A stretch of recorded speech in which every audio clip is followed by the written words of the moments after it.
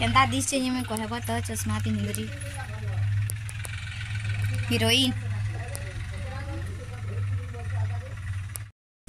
Hello guys जय मां सबले जय जगन्नाथ राधे राधे। तो आमे आज का प्रोग्राम जाउ छ नदीगा छत्तीसगढ़।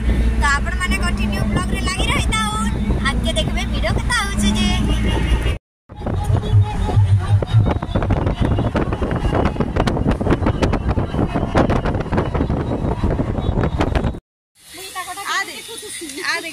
कीर्तन गा नानी भारत तुम्हारी ना हाय जा सर ये माने मोर वीडियो माने देखसन।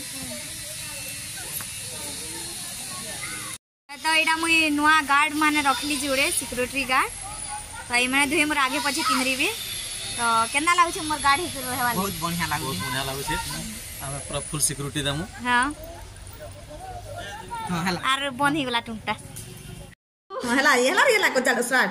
दीदी बोल दीदी ओ बोल ना और बोल दीदी ओ वहां देख के बोल दीदी ओ चॉकलेट गुटे देख के मोर पूरा कर दीदी बोले ए मुझे चॉकलेट दे जा हम देखे दीदी कहो बोली बुझ जा ले बोल दीदी ओ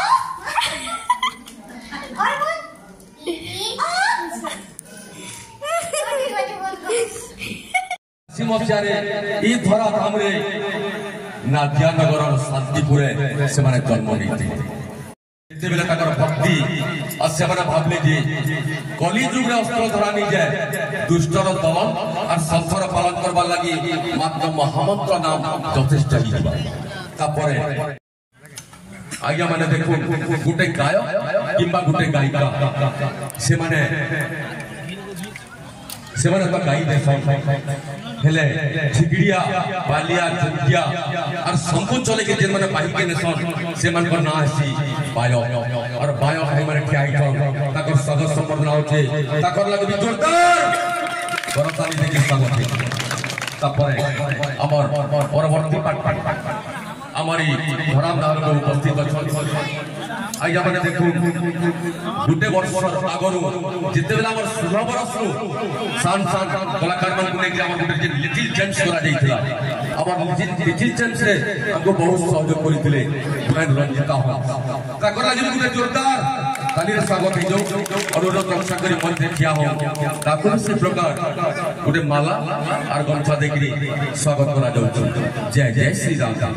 और गौरांग महाप्रभु कारेना करिथिले और जिते बेला तकर शिक्षाटा बेसी होइसिला तापर तकर मां बापा तकर स्कूल में शिक्षा छळैथिले तापर से माने प्रभु को नारी निष्ठा देबार लागि आइया माने हमर जिन प्रभु दत्त भाई हमर जिन बायो ठिया हे जो ताको भी फुलमाला रे स्वागत तकर स्वागत लागि भाई माने जोरदार ताली रे स्वागत हे।